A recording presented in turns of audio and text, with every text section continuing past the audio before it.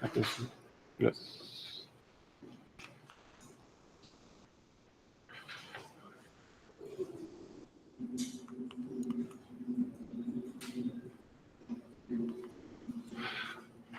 Ok, entonces comencemos.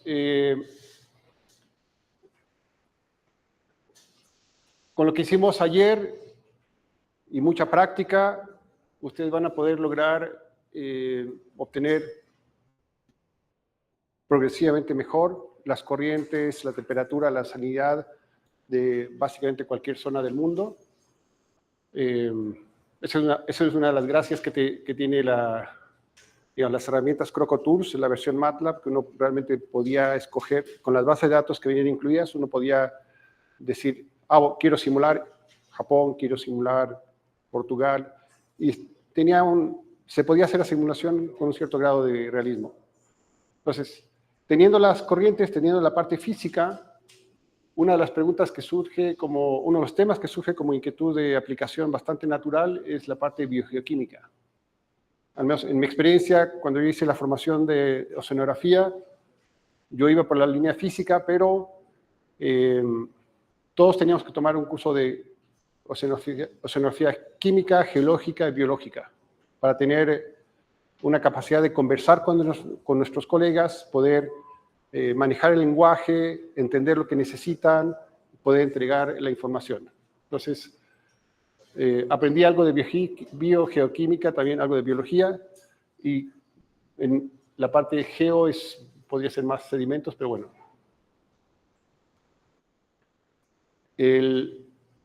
La representación de los procesos biológicos o biogeoquímicos en Croco se puede hacer de varias formas. En el fondo, todas estas, lo voy a llamar como módulos, que uno corre en simultáneo con Croco, son modelos de cajas, donde hay cierta cantidad de una variable que estamos midiendo, que está conectada con otra variable, que está siendo calculada, y eso está afectada por lo que es la circulación. Entonces, hay cajas que son clorofila, hay cajas que son fitoplancton, por ejemplo, zooplancton, y digamos, la filosofía en el fondo es la de modelos de caja. Y entre estos modelos de caja, entre estas cajas, digamos, que representan la cantidad de lo que es el objeto que estamos representando, hay flechas que representan los procesos que parametrizan la interacción entre uno y otro. Muchas de esas simplemente a través de una constante. Entonces, son tasas de cambio que en el fondo parametrizan procesos. Entonces, numéricamente, estas ecuaciones son bastante sencillas. Estamos viendo cantidades, cómo se transforman estas cantidades.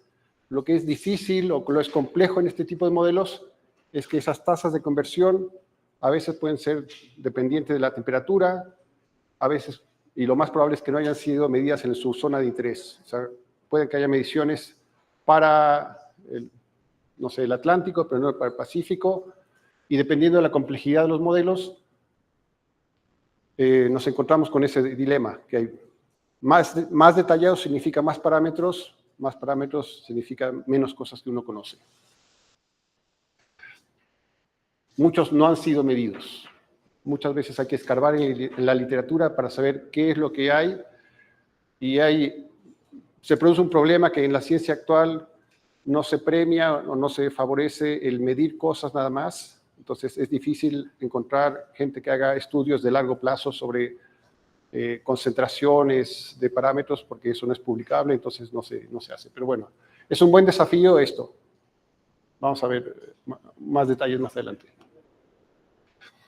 Ahora, ese es el modelo biogeoquímico, que tiene sus cajas, tiene sus flechas, tiene sus parámetros que desconocemos, y eso está inmerso en el océano. Eso es lo clave acá. Porque todo eso, tenemos concentraciones de nutrientes que son transportados, concentraciones que vienen de ríos, etcétera, mezcla a través del esfuerzo del viento.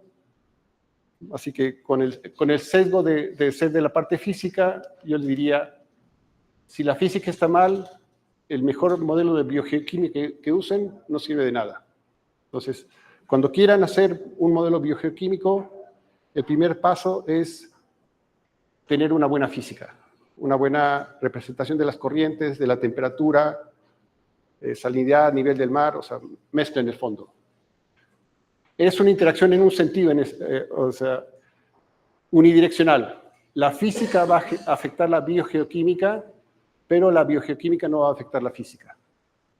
O sea, si cambiamos las concentraciones de forma grande, las corrientes no van a cambiar. Entonces, primero preocúpense de tener un buen modelo físico, después apliquen el modelo biogeoquímico. A veces uno encuentra publicaciones donde en un solo artículo presentan el modelo, ponen una o dos figuras de validación y luego presentan el modelo biogeoquímico y las conclusiones. En mi opinión, eso es como demasiado. O sea, uno debería dividir ese trabajo en un buen manuscrito que valide el modelo físico y luego dices, bueno, ya que le creemos a la circulación, por lo que publiqué antes, ahora vamos a ver el efecto de la circulación en la dinámica. Pero bueno, hay gente que le gusta compactar, meter muchas ideas en un paper.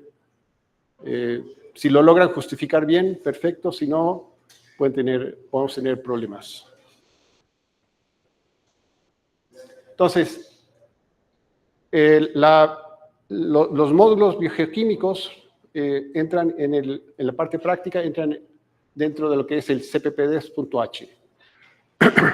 Hay una sección, cuando uno escarba ese documento, que dice Define Biology, o sea, está sin definir. Si uno quiere activar módulos biogeoquímicos, tiene que cambiar a Define. Eso, en el fondo, va, escarbando un poco más, va a activar un archivo Fortran que se llama biology.f. Entonces, si uno quiere ver los detalles, puede empezar a ver el código de esta forma. Entonces, activamos biología, pero ¿qué modelo de biología? Por defecto hay varios. Hay uno que se llama bio-NCHPZD, clorofila, fitoplancton, zooplancton, detritus. Ese tiene su archivo propio. Si quieren ver los códigos, las ecuaciones que lo describen, está el bio-NCHPZD.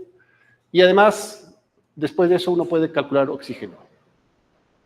Entonces, activar este modelo nos va a dar 1, 2, 3, 4, 5 variables más. Como estaba comentando Rodrigo ayer, el modelo Croco calcula realmente aproximadamente 7 variables. Y ahora, además de las 7, o sea, las corrientes, la temperatura, la salinidad, la elevación, ahora vamos a calcular y almacenar en memoria otras 5 más. Estamos duplicando la cantidad de variables que están siendo calculadas. Entonces, esto es para advertir que ya cuando uno empieza a activar los modelos extras, por ejemplo, el modelo biológico, las simulaciones se vuelven más pesadas, se vuelven más lentas.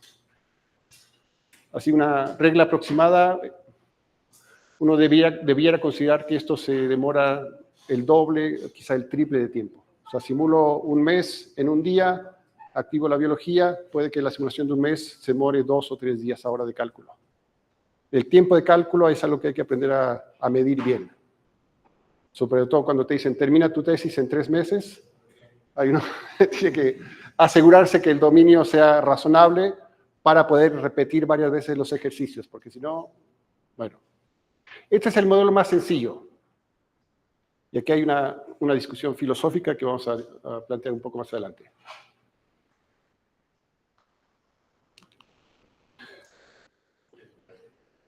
El siguiente es un modelo donde complejizamos nuestra descripción y hablamos de 2 tipos de detritus, por ejemplo. Entonces, la caja de detritus la dividimos en 2 componentes. Entonces, hay un modelo que tiene 7 componentes, 2 tipos de nutrientes, tiene su propio archivo, .f, y bueno, después además podemos calcular el oxígeno en base a eso.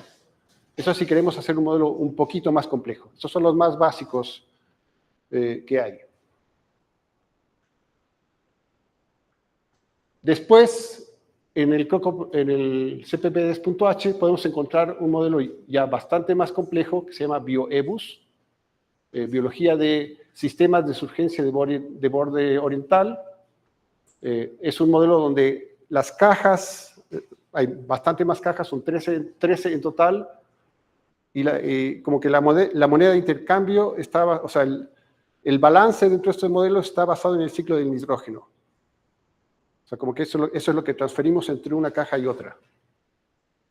Entonces, si a ustedes les gusta el nitrógeno, les importa o tienen mediciones, quizá este sea el modelo más interesante. Está pensado para hacer en sistemas de borde oriental, así Canarias, Benguela, Humboldt, California. Y todavía es bastante complejo, es 13 componentes, pero todavía vive en un solo archivo. El siguiente modelo es más complejo aún, tiene 24 componentes, es un modelo que se llama PISCES, basado en carbón, digamos, es para estudios de intercambio de carbón en sistemas ecosistémicos, y ya es un directorio de códigos. Es bastante más complejo, hay una versión 2 que es aún más compleja, me parece que hay una versión 3 que es más compleja, hice una versión light que es menos compleja, o sea, esto ya son cosas bien completas, y hay un sitio web. Muchos de estos modelos, sobre todo PISCES, por ejemplo, BioEBUS, PISCES se usa también en estudios globales a nivel de planeta. Yo creo que la primera aplicación fue a nivel del planeta y después robaron el código, lo metieron en el Croco, o sea, lo adaptaron. Y son un mundo propio. Entonces, hay una comunidad de PISCES, un sitio web. Creo que una vez al año se hace un curso en París para el uso de PISCES, porque usarlo bien requiere experiencia. Es un curso muy interesante, pero aceptan gente que está preparada, que viene a perfeccionarse. No es un curso donde uno va y dice, quiero aprender PISCES, enséñenme de cero. Entonces ya hay que llegar, hay que practicar, decir, he hecho esto, tengo estos problemas, y uno vaya con los expertos. Entonces, y creo que están agregando un par de otros modelos más. Si aquí alguien desarrolla un modelo biogeoquímico, se podría agregar a la lista dentro del código de Croco. Digamos, eso no es problema. O sea, no es problema porque no interfiere con la física. Entonces, no es que agregan un modelo y echan a perder la temperatura, la salinidad, qué sé yo. Pero, bueno, tiene que estar bien justificado. Ahora, en lo que es estos estudios biogeoquímicos, les decía que había una discusión más o menos filosófica en el sentido de cómo enfocamos los problemas. ¿Queremos muchos detalles o queremos promediar todo, grandes cantidades? Y ahí no sé cuál es la mejor. Nosotros realmente empezamos con PISCES por colaboraciones con un colega, luego nos enojamos pues que se demora mucho, bajamos a la NPZD, y luego decimos, no, es muy sencillo, volvemos, uno cambia de actitud, ¿no? Pero hay toda una discusión entre la gente que no le gustan los modelos demasiados complejos porque hay demasiadas incógnitas, hay mucho detalle, pero hay muchos parámetros que no conocen, y gente que no le gustan los modelos NPZD porque son demasiado gruesos. No distingues el fitoplancton, todo está agrupado en una sola caja, promedias mucho. Pero bueno, son discusiones que tienen que hacer ahí en su grupo de trabajo. Como todo modelo, al igual que con el CRO, con la física, con el modelo físico, necesitamos ecuaciones, que son los archivos que habíamos mostrado ahí, y necesitamos condiciones de borde. O sea, las ecuaciones de biogeoquímica necesitan información en las corrientes. Entonces, en la frontera sabemos que llega una corriente subsuperficial, necesitamos saber cuánto oxígeno trae esa corriente o cuántos nutrientes trae esa corriente. Entonces, para que Croco con esta biogeoquímica funcione, necesitamos agregar información en nuestro BRI, información biológica también. Entonces, hay rutinas en la versión MATLAB. Esto todavía no ha sido adaptado en la versión Python, por ejemplo, me parece, o no ha sido liberado, donde uno hace, además de hacer MakeBree, hace MakeBree NPZD. O sea, al archivo BRI que ya tiene las corrientes, la salida de temperatura, agréguele ahora nutrientes, fitoplancton, zooplancton, detritus, para que eso ingrese al dominio. Hay un MakeBree para Pisces, hay un MakeBree para Bioebus, en fin. Entonces, como todo problema, necesitamos una condición inicial. Entonces, hay MakeIni con eso, y necesitamos una condición de borde. Por la parte atmosférica, depende del modelo. Los NPZD y el Bioebus creo que no necesitan nada. Pisces, por su diseño, quiere recibir información sobre el fierro atmosférico, el transporte de fierro atmosférico que puede fertilizar el océano. Entonces, cuando uno usa Pisces, además de todo esto, tiene que usar un make dust, que se llama polvo, representando el aporte de fierro atmosférico. Entonces, eso depende del modelo que uno use. Pero es otra condición de borde, normalmente la superficial. Y nos falta el otro borde, que es el fondo del océano, y hay en la línea de Pisces, en una de sus iteraciones más complejas, están empezando a ver el aporte de nutrientes desde los sedimentos. Eso también puede ser importante. Pero eso ya son cosas más avanzadas.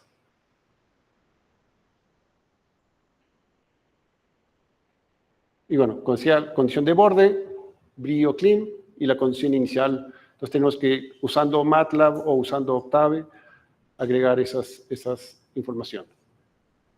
Y estas rutinas lo que hacen es rescatan las bases de datos, o sea, usan las variables de datos del World Ocean Atlas y lo llevan a nuestra zona de interés. Pero si uno tiene una base de datos mejor, podría hacer un MakeBree propio que lea una base de datos que tenga para que alimente su modelo. O también nos ha sucedido que vemos que el oxígeno que está representado en la base de datos que es gratuita es muy bajo y lo cambiamos o lo aumentamos según. Uno puede hacer.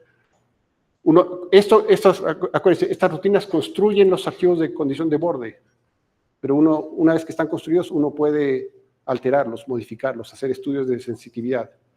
Ya, ¿qué pasa si le aumento el oxígeno? ¿Qué pasa si le aumento los nutrientes? Y ver la dinámica.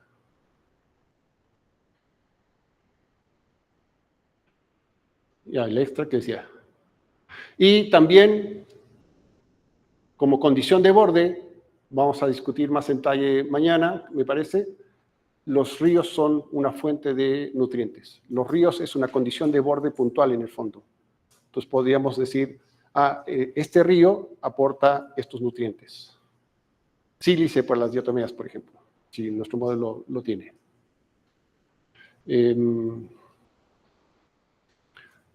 La condición inicial, que es el punto de partida, si viene una base de datos muy gruesa, requiere un periodo de ajuste, eso es lo que va a discutir un poco más adelante Rodrigo. En este caso, ese periodo de ajuste que va a hablar Rodrigo es bastante más largo de lo que es el ajuste físico.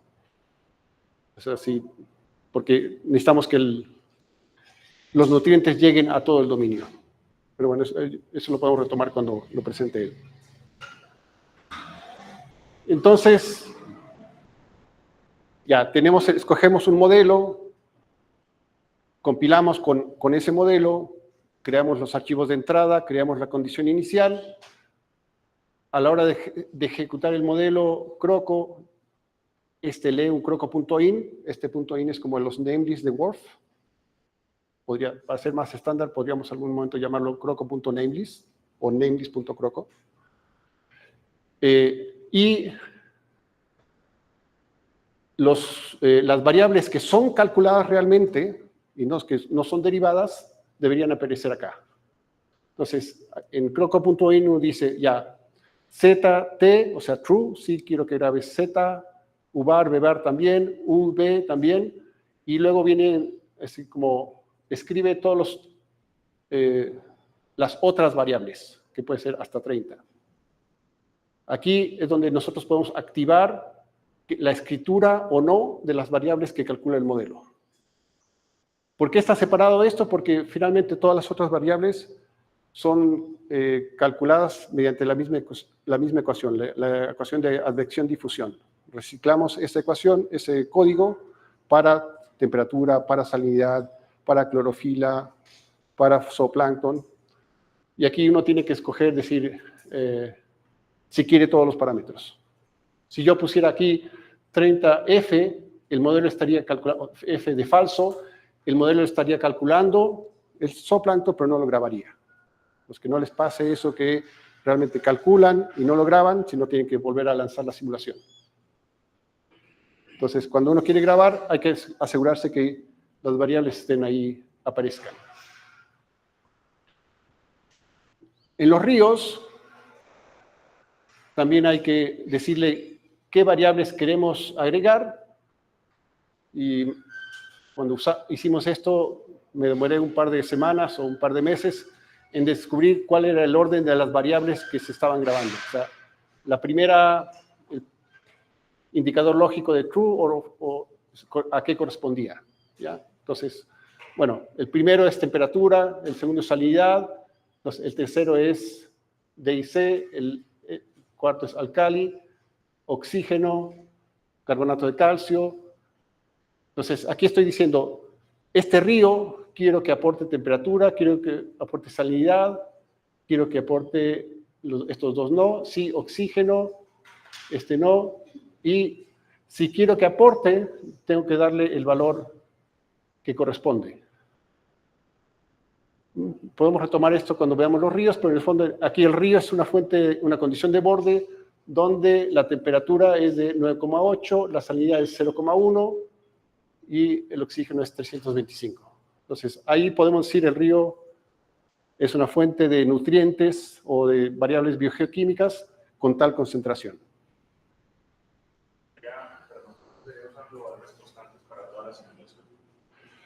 Sí, sí. Esa,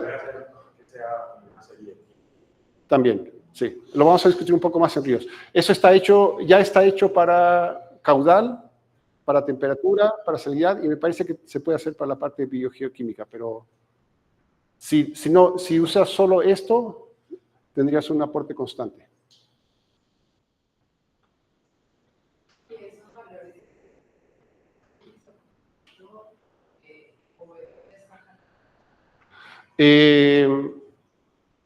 Sería una serie, aquí es un valor constante por cada río, o sea, este es un río, una fila por cada fuente puntual. Y si utilizas lo que vamos a ver más adelante, que son los archivos de entrada, podrías tener una serie de tiempo por cada río, por ejemplo. O sea, eso se convertiría en un punto que va en una serie de cada punto de... Claro, cada fila se convierte en una serie de tiempo para un río. Y sí, es una forma más práctica de agregar la variabilidad del caudal o qué sé yo. Pero, entonces, cuando retomemos ríos, piensen que los ríos también son una fuente de nutrientes, no solo de flujos de agua. Y ese es un muy buen punto. Hay que pensar la frecuencia de entrada de nuestros forzantes. Entonces, por ejemplo, si quieres ver el efecto de la brisa diurna en la circulación costera, tienes que ponerle viento con variabilidad diaria, no un valor constante por cada día. Ya, entonces, de forma gráfica, un modelo NPZD no es nada más glorioso que esto, literalmente, como se dice, un modelo de caja, y dependiendo de la variante que uno use, uno pone más o menos flechitas. Y aquí hay gente que le agrega una flechita así y hace su propio modelo, está el modelo de no sé quién. Ahí pueden ustedes adaptar ese código a sus investigaciones o sus resultados. ¿Ya? Hay mortalidad, en fin. Entonces, este es el modelo más sencillo.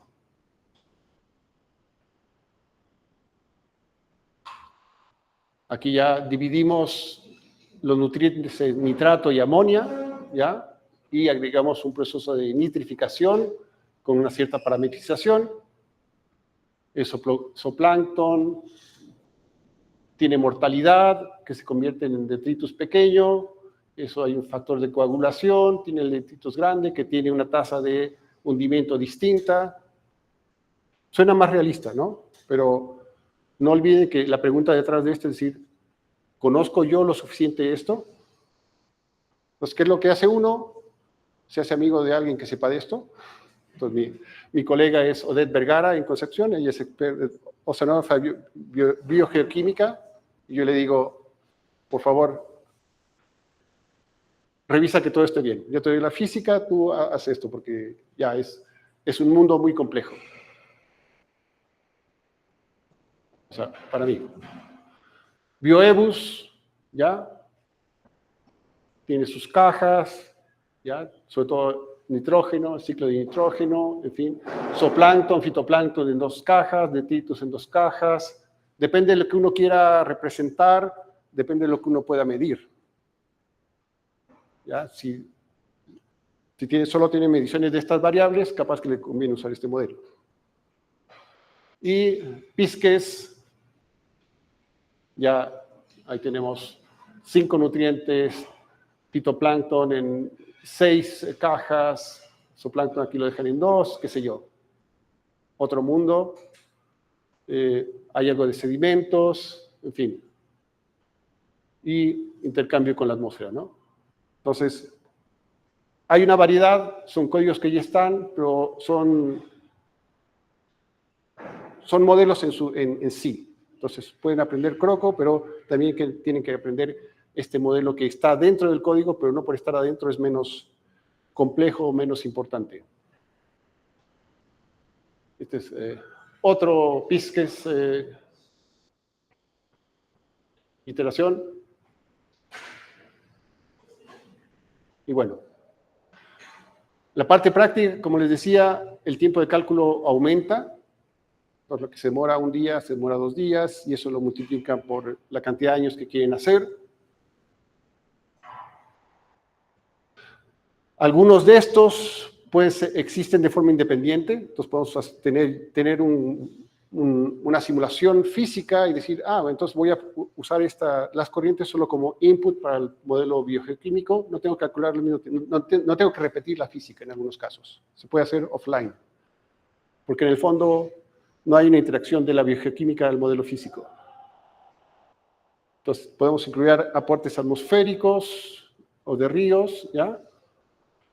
Lamentablemente, para validar, a menos que uno se vaya en una escala global, hay poca información, pocas mediciones, algo de clorofila, las bases WOA o CARS, que son prácticamente lo mismo, no hay mucho acá, ¿ya? Y poca información sobre los parámetros, al menos lo que hemos aplicado en Chile. Con todas estas restricciones, ya hay varias publicaciones, no se ven tan mal estas, hay series de tiempo, entonces esto es el ROM-Sagrif con Bioebus, comparado con la base de datos de CARS, una serie de tiempo, entonces los resultados son razonables, ¿ya? Hay comparaciones entre modelo y SIGWIS para ciertas zonas, aquí estamos en la parte de Perú, me parece, no, esto es 16, la costa en África. Pisces es un modelo global, o su origen está en aplicaciones globales, fue validado, entonces son modelos que funcionan. Nosotros lo hemos aplicado con cierto nivel de éxito o cierto interés a la parte del mar interior de Chile, la zona de fiordos. Estamos intentando entender el balance entre el aporte oceánico y el aporte de los ríos con las escasas validaciones. Entonces, hay algo de trabajo ahí. Tratamos de ver diagramas TS de los distintos parámetros, por ejemplo.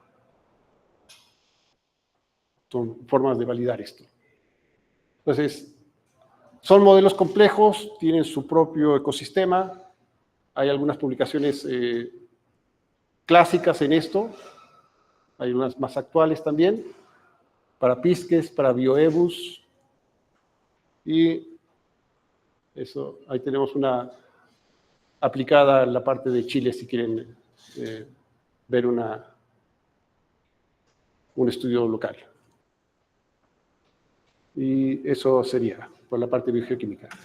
Es interesante, es como el siguiente paso para la aplicación de la física, pero yo creo que necesitan de un colega o una colega experta en ese tema para realmente saber lo que están haciendo. No es fácil.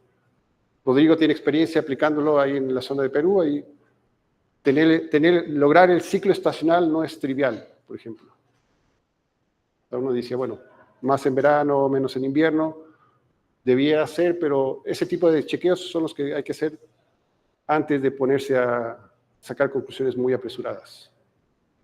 Pero está disponible, ya está conectado, así que si alguna vez logran tener una física razonable, un buen primer paso, una buena primera aplicación es veamos la biogeoquímica.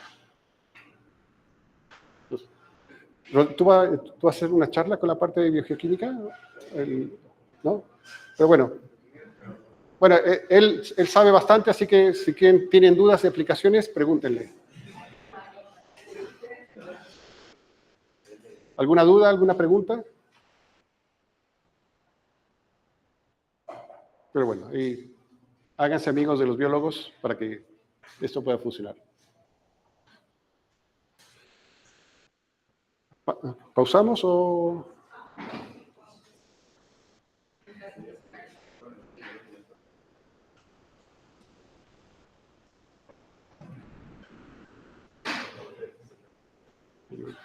Por un...